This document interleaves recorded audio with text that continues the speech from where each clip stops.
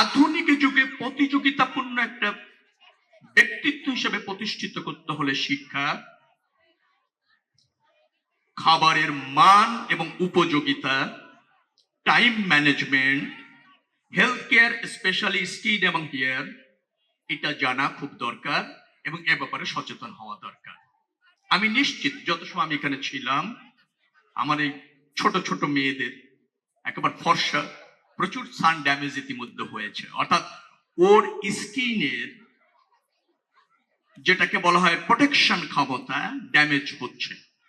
মারা যারা শিশু সন্তান আছেন তাদেরকে অন্য জায়গায় ব্যয় হ্রাস করে একটু ভালো মানের সানস্ক্রিন দিয়ে দেবেন, সকালবেলা সানস্ক্রিন দিয়ে দেবেন। আপনি মনে করতে পারেন যে এর প্রয়োজনীয়তা কম, কিন্তু আমার কাছে যদি বলেন এর প্রয়োজনীয়তা অনেক অনেক বেশি। একটি ভালো মানের সানস্ক্রিন কিনবেন, বাচ্চাকে পানি দেবেন, হালকা টিফিন এগুলি দেন, কিন্তু একটু মুখে সুন্দর করে লাগিয়ে লাস্ট হচ্ছে একটা কপালে আদর করে দেবেন। এতে যেটা হবে সারাদিন সে এনার্জেটিক হবে।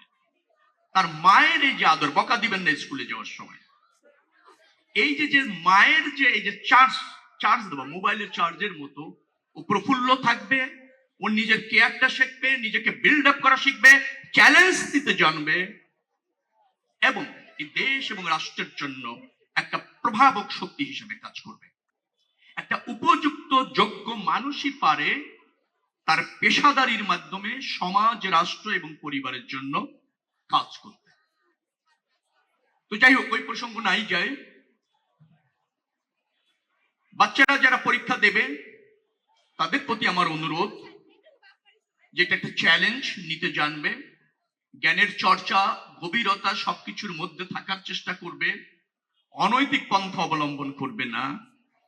নিশ্চয়ই তোমরা যা শিখেছো বা জেনেছো তার যথাযথ উপস্থাপনা যদি খাতায় করতে পারো, নিশ্চয়ই একটা ভালো রেজাল্ট তোমরা পাবে। এবং এই রেজাল্ট শুধু তোমার রেজাল্ট না, জাতির রেজাল্ট। কারণ তুমি একসময় জাতির হয়ে ফাংশন করবে, রাষ্ট্রের হয়ে ফাংশন করবে, অর্থাৎ তুমি এই রাষ্ট্রের সম্পদ।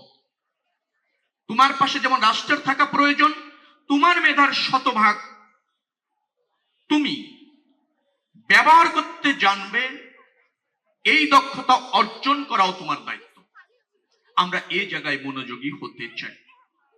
আমি বিশ্বাস করি রায়েরবাজার যেহেতু একটা ঐতিহ্যবাহী স্কুল, ছাত্রছাত্রীর সংখ্যা 1800 আমি শুনলাম, তার মানে হচ্ছে হিউজ ছাত্রছাত্রী এখানে আছে। অবকাঠামোগত প্রয়োজন, লজিস্টিক সাপোর্ট, জাতীয়করণ করার কথা বলা হয়েছে।